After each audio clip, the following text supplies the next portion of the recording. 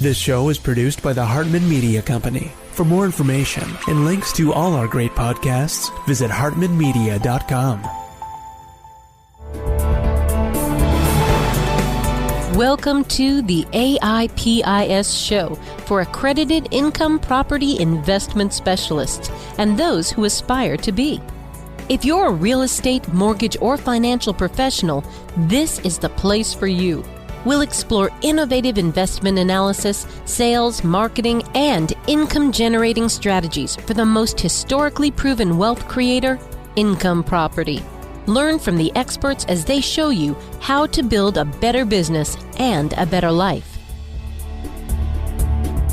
It is my pleasure to welcome Gretchen Morgenson to the show. She is a Pulitzer Prize award-winning journalist. She is currently with NBC, has a background with the New York Times, and she is the author of several books, including one that was very interesting to me, and I'm glad she came on the show to talk about it, and that is entitled, These Are the Plunderers: How Private Equity Runs and Wrecks America. Gretchen, welcome. How are you? I'm good, Jason, and thanks for having me. It's great to have you. So when we talk about private equity, there is so much that these private equity companies do. And I think this sort of came to the fore for the mass population when Mitt Romney was running for president. And, I think kind of some of the stuff they levied against Mitt wasn't really that fair, but, that's maybe another discussion. But, the private equity companies do a lot of stuff. They're involved in a lot of businesses, a lot of investments, and feel free to talk about those. But I'd like to definitely make sure we cover real estate, because a lot of single family homes are being purchased by private equity groups and similar Wall Street related groups. That has wide-reaching impact on what the prices of rents are, the prices of homes are, and so many other things. So Gretchen, I guess I'll just let you start by telling us what is sort of the overriding theme or thesis of the book. Well, private equity, as you know, Jason, was what we used to call leveraged buyouts. And what that is it's a firm goes out and buys a company, uses a lot of debt to make the acquisition. The debt is amassed on the company itself, not the private equity firm. And then the private equity firm hopes to sell that company to another buyer in 5 to 7 years. And so they're looking to make it more efficient and more profitable so that they can get a higher price than they paid for it in 5 to 7 years. So we have two elements that are important there. One is the use of heavy debt, and the other is the quick turnaround time. And as an investor, that quick turnaround times can put a lot of pressure on a money manager, on anybody who's trying to perform, for their clients. So those are two pressure points that I think are really important to understand about where private equity is in the landscape of the investment world, and why in many cases that is an unsustainable business model. Yeah. Well, is it unsustainable, are you saying, because it's too time pressured versus other businesses that aren't so time pressured? It is that, but it's also the heavy debt. Okay. And we're seeing it right now, Jason, with the increase in interest rates. We are seeing far more bankruptcies than we've seen in recent years. And a lot of these are corporate bankruptcies that are leveraged companies that have been bought out by private equity and that have to now pay higher interest rates. Private equity uses debt that's floating rate debt. They don't use fixed rate debt. And so when interest rates rise, as we have seen, with the Federal Reserve being very proactive against inflation, the costs of these companies, the expenses go up. And that's what's really pushing a lot of companies to the edge, if not over the edge, into bankruptcy. Okay, so one of the things, Gretchen, I'm always saying on my show that my listeners have literally dubbed the Jason Hartman question. Clearly, I did not invent the question, but it's compared to what? So give us a comparison so we understand. You said private equities use floating rate debt, not fixed rate debt. Is that because they're not issuing bonds for their purchase? That's the fixed rate debt of big corporations usually, right? These are generally what's called leverage loans. And so those are traditionally floating rates. So yes. Also, don't forget, Jason, that these companies typically are not as well established and not as financially sound as, say, a very Fortune, 10 or S&P 50 company. And so they have to pay a higher interest rate to begin with because they are not quite as financially sound as another company might be. So, but it is going up. They're expenses associated with the debt are rising, and that is causing a lot of problems for Okay, investors. so the other compared to what question is the size of the marketplace, just so people have some reference point. I mean, how big is the private equity world versus how big is the general world of Wall Street and publicly traded companies, or give us some kind of point of reference here. It's interesting, and that's a great question, Jason. But private equity is a very secretive industry. They don't put their name on the companies that they own necessarily. You don't know when you walk into a hospital emergency department that KKR runs it or Blackstone runs it. So it's very tricky to really get an aggregate number of how many companies. But we do know that 7% of the workforce, 7% of the U.S. workforce works for private equity companies. That's a lot. We also know that at least 40% of the nation's emergency departments are run by private equity. We know that at least 11% of the nation's nursing homes are owned by private equity. And so you see these kinds of numbers and you don't quite get the aggregate, but you get the sense. Yeah. And one of the things I remember you talking about in the book is how they're so hyper focused on profitability that they come in and they cut wages and they decrease the standard of work, the working conditions of the staff. And they just you got to meet your numbers. You got to, it's like just this hyper focus on efficiency. But, it's sort of hard to criticize that really in the aggregate, Gretchen, because hey, that's business. Isn't that, the way businesses work? They have to work that way. And if they do work that way, don't they ultimately make the whole marketplace more competitive and bring a lower cost product to the consumer? I mean, this is up for debate. And, one of the areas where I would sort of disagree with my own question there, because I kind of think what I thought my answer was to that question, is now we're in this world where there's such a concentration of wealth at the top, where the CEOs of companies now earn hundreds of times what the rank and file workers earn. Whereas just a couple of decades ago, that was maybe they'd earn 80 times what the rank and file workers would get, not the minimum wage, the rank and file kind of middle workers. But now they're earning, 330 times. So how is that allowed to happen? And does it relate to private equity, or is that a separate issue? Well, I think that the corporate CEOs and the ratio that the SEC requires companies now to put in their financial documents, which is very helpful. It does illustrate this problem of the real disparity in wealth between the workers and the management class. And to your question about efficiency, it's really a good one, and it is what their argument is. Their argument is we make companies more efficient. What's wrong with that? We then want to sell them for a profit. What's wrong with that? That's the American way. Plus, we work for public pensions, and so we're benefiting pensioners and public workers. So, but the question is, to what end are these efficiencies? How are these efficiencies affecting customers, affecting workers, affecting pensioners when they buy out a company's pension? So, just one example, I think, is very telling. And that is nursing homes. So if you look at nursing homes, and this was a study done in 2021 by very established academics at UPenn, University of Chicago, and NYU, and they found in a longitudinal study that nursing homes owned by private equity, residents of those homes experienced 10% greater mortality rates. Yep. I remember reading that in the book. Than non-private equity owned nursing homes. Okay. Mm-hmm. So you're talking about efficiencies that then translate to higher mortality rates. And the academics that did the study, I spoke with one, and she said, we found that what happened was they would cut staff.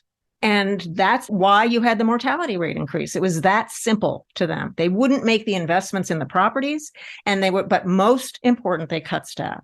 And so if you want to talk about efficiency, I am all for efficiency, but not the kind of efficiency that benefits the owner at the expense of other stakeholders, at the expense of the workers, the customers, the pensioners. And that's really the question here, Jason. Do we want the kind of capitalism that benefits a wide array of constituents?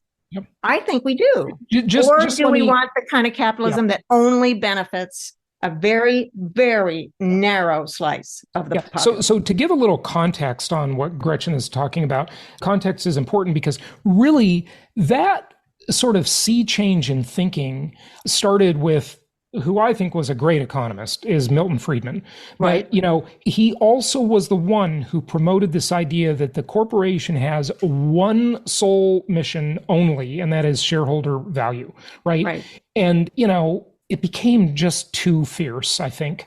It sounded good when he said it. In the context in which he lived, it was probably all right to say that. But it just became like so out of whack that we really have to understand, especially with the massive scale of some of these companies. And I'm looking at you, big tech, because you're just abusive beyond comprehension. These aren't really companies anymore. When a company has the revenue that is equivalent to the GDP of Ecuador, of many countries, it no longer gets the same privilege given by the 14th Amendment. Corporations are people, and they're not people. Okay, they don't go to jail. I mean, until they go to jail, they don't get the rights of people, in my opinion. I would love to ask Milton Friedman about this because, when he was operating, when he was writing, when he was researching, and I agree with you 100% on his bona fides, the CEOs of major American corporations were not making 400 and 500 and 1,000 times what their average worker was. It just was a different era. Right. And so while I understand the idea, it's very attractive to think that you can take one number and work on that number and help everyone. It really did not turn out to be that way. Yeah, I know. I'm people are criticizing me, saying I'm starting to sound like a socialist, but, I just think that when a class of the population has become so insanely rich that there's literally nothing for them to spend their money on because nobody makes interest. Nobody makes anything that good. Yeah, you can't even spend the interest on your money, right? You got to really question whether this is the way it should be, I mean, if everyone were riding the wave and you didn't have this vast disparity between rich and poor in this country, if salaries had been going up commensurate with some of this in some fractional way, it would be different, but they haven't. And so you have this left behind, this enormous pool of people left behind, and this very tiny slice of the population doubling their money during COVID. I mean, it was just insane. Yeah. Well, I hate to admit it, but I'm one of them. My net worth almost doubled during COVID. I'm glad for you. I'm glad for you. But no, I get it. I get what you're saying. Many of our listeners are real estate investors, and they're constantly talking about what private equity companies are doing in the real estate market. Are they going to buy up all the houses? RFK has, made that part of his platform. Tell us what they're doing in real estate, and especially in single family homes, but, feel free to talk about other real estate as well. What's your take on that? Well, they have gotten very deeply involved in commercial real estate, as you know, and that is causing problems for anybody who's in commercial real estate because we have the, work from home population. And especially I see this in New York that, buildings are, 40% occupied or whatever. And that's not sustainable for people who own commercial real estate. So that's a big problem for everybody, not just private equity, for everybody right now. But private equity has gone, as you say, full force into single family homes and have really changed the environment in cities across the country. Small, medium, large cities have really changed the dynamics so that regular investors who mom and pop, smaller investors really are priced out of these markets.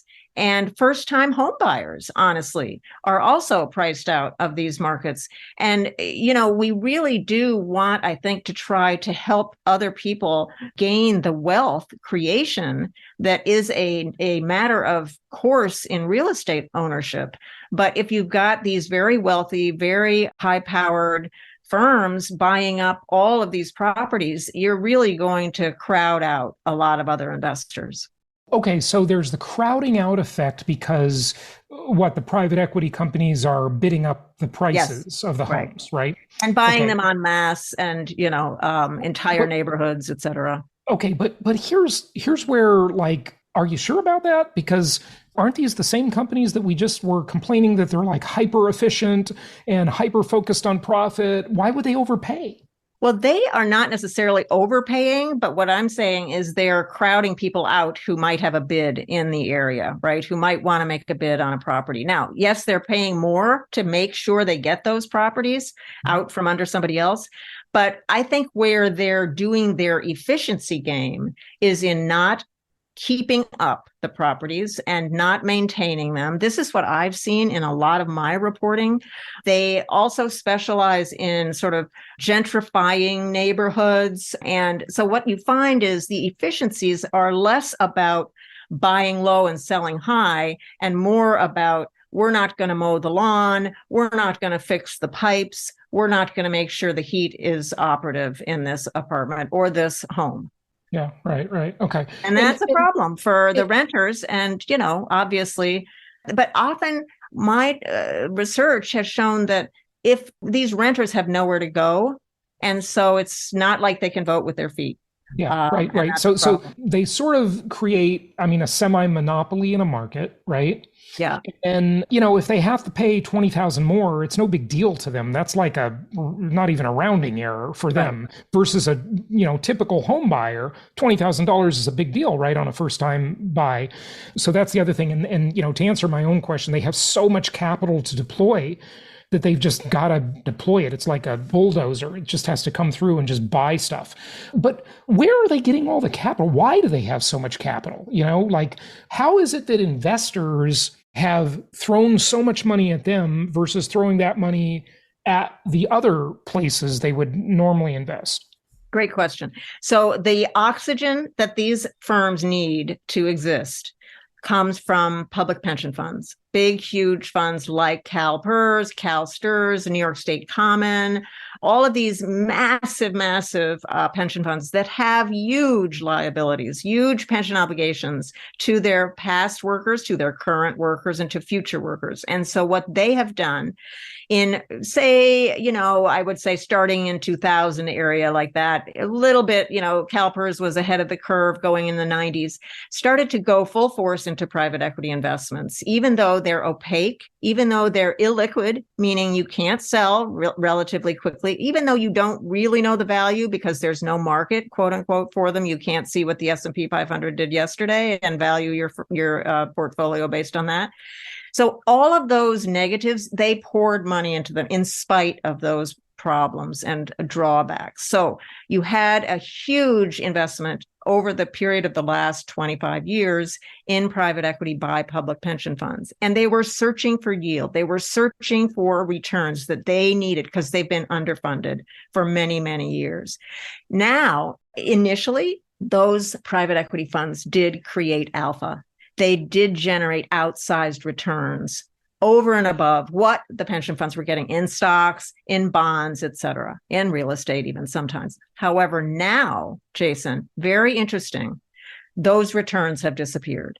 Mm-hmm. And so the pension funds that are all in on private equity are now being faced with a diminishing return in the asset class, and they have to really start to think about what the implications are for their obligations going forward. And can you give us some time reference points there? Like, when did the industry sort of gain so much traction? Like, many decades ago, I never heard of private equity. Where did it sort of come from? And then when did it get these great returns? And then when did the returns start to suffer? Like, give us some context time-wise there. So private equity is, as I said, what we used to call leveraged buyouts. And so they were... So the 80s then. The 80s. Yeah. So KKRs are, prime example, RJ Nabisco, that big deal. Of course, that was sort of the beginning. Barbarians at the Gate book, by the way, right, folks, and the movie, if you haven't seen it. Yeah. And so that was when it really became kind of a household word, but it was not private equity then. After leveraged buyouts kind of got a bad name, private equity decided they'd like to have a different name for their industry. And so they took on this kind of more genteel, name, private equity. So that's why you never heard of private equity in the 90s or the 2000s, because it was also called something else. In the early 2000s and before, actually, you really did have arbitrage possibilities here. Okay, so you remember in RJ Nabisco, you had a period of time when stocks were in the doldrums. They were taking a beating. Nobody wanted to own stocks, right? All the way up until 1982. And so there was a big difference between the valuation that the market was putting on public companies and what those companies really were worth. And so the initial guys who were in this business were playing that arbitrage and doing it for a lot of money. Well, that continued in certain industries along the way through, like, say, 2010. And in healthcare was a big foray for them in the early 2000s. Because, of course, the nation spends 18% of GDP on healthcare. So, of course, it's a big, huge money pot.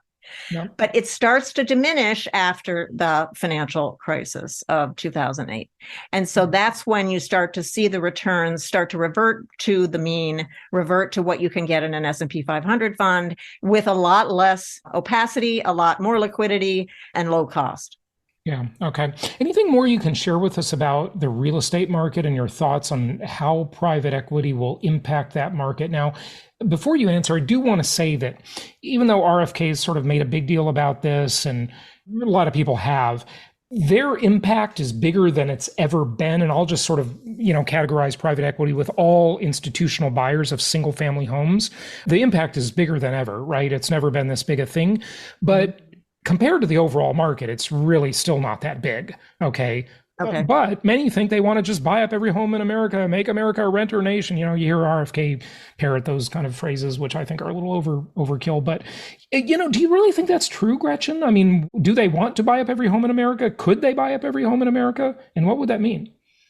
I think they only want to buy up the homes in America that really look to them to be undervalued and or a real opportunity for profit. Obviously, they're not buying up enormous numbers of apartments in New York City that are, very high priced. Right. What they'll do is they'll go and buy middle income and lower income neighborhoods and really sort of take those over because there's just a bigger play, I think, for profit there for them. But what is going to happen? It's very interesting. And I wish I had a crystal ball, but we can for certain say that the rise in interest rates is having a negative impact on the private equity business model, and especially in the real estate model. So you have much higher rates to borrow, and that just always translates to higher costs as an investor. So I think it's probably slowing down even as we speak, Jason. And so I think that you're really going to start to see, especially in commercial real estate, and we have seen it, some of these companies giving back the keys to properties where they're really sucking wind and pondering death. So, I mean, that's mostly on the office buildings, and we've seen that, and it's starting to, there's some real pain in the multifamily apartment market as well. But in the single family home market, the opposite, these groups seem to be very good at just getting hyper focused on rents and using rental management software algorithms. Yes. In fact, there's a lawsuit about that, which is kind of a fascinating lawsuit right now that's saying it's discriminatory. And I don't know if it is or not. They're saying the algorithm's discriminatory of how it makes the rent increases. But it seems like this is all going to lead to much higher rents because mom and pop landlords are notoriously bad at raising rents. They just kind of get very lazy about it. The tenant's pretty good. They don't bother me too much. I'll keep it the same. But I tell you, if anybody's ever lived in an institutional apartment or institutional single family home, every chance they get, they're going to raise the rent. They're going to nickel and dime you. They're going to have all these complex schemes. If you don't renew, if you go month to month, the rent's much higher. If you renew for 3 months or 6 months or 9 months or a year or 2 years, there's all these different pricing structures. This is stuff only a sophisticated piece of computer software and financial engineers could even figure out. Absolutely. But and they're good at maximizing that income. The junk fees that are associated with this. I mean, if you're 5 minutes late with your payment, you can only pay through the portal, and then the portal goes down, and then you're late, and then they charge you a fee. There's, fees for garbage collection. There's fees for this. So it's just like being a homeowner. Exactly. Yeah. Exactly. know, So, if I were to bet, and I could be dead wrong, and you can invite me back in a year and I'll say, mea culpa, I was wrong. But, we are in a period now with 8% mortgage rates. Okay. So individuals cannot afford that, can't afford to buy homes, right? New home purchases have ground to a halt, in the individual market. So this is a moment when these firms with all the capital that they have can continue to buy where others can't. So I have a feeling that they're really probably continuing full force in this area because they don't have any competition, or they have so much less competition than they would if mortgage rates were at 4 or even 4.5. And so it could be that this period enables them to take on far more properties than otherwise might have been the case. And Gretchen, then one of the we'll things see about your prediction on how it turns out for them. Yeah, I think we're seeing much more upward pressure on rents due to these companies, because if they own hundreds and hundreds of homes in a given sort of couple of neighborhoods, if anybody wants to live there, they're just going to bounce around from one of their houses to another, and they can, they've got a semi-monopoly. The other thing that I wanted to mention is that in my reporting about this in several cities, I've noticed that these firms figure it's a cost of doing business when they get in trouble with the local housing officials. For instance, if a local housing group comes in and says, and I'm talking about, the city officials, not, an individual group, but city officials come and say, okay, you're not mowing your lawn, you're not fixing the pipes, they're happy to pay the fees because they're minimal. They are minimal as far as their cost of doing business is concerned. And so when they do finally have to pay the piper, it's really not a lot of money. Yeah, well, the other thing they do is they have the power to lobby the government and to get things changed in their favor, which the mom and pop landlords don't have that power. So yeah, it's interesting too. But what I was going to ask you is, we started off, Gretchen, talking about how LBOs, or leveraged buyouts, work, where they saddle the company with a bunch of debt and then they pay the debt back through the company's own cash flow, which is really a phenomenal deal if you can get it. But how are they financing the single family home purchases? They're not getting individual loans on each property, right? No. What are they doing? They would be raising capital from, again, these big institutional investors. And then they would have that pool of capital and they would go in and try to be as efficient as possible to find a vast number of houses in, say, Nashville, Tennessee, or Cincinnati, Ohio, or Atlanta, or whatever. You name it. Yeah. And so, no, they are not doing it one mortgage at a time. So what is the cost of their debt and what are the terms? What do they look like? Do you know that? Are you aware of the cost of their debt? Right. So it depends on the balance sheet, right? Are they very, very sound financially? If so, then, they could probably get capital, in the 7-8 range. If they're not sound, if they're really levered, then you're going to be talking double digits, right? And how long? I mean, they're not getting 30-year fixed rate loans. No. What do the terms look like? Do they have 5 years, 7 years on those loans, or what?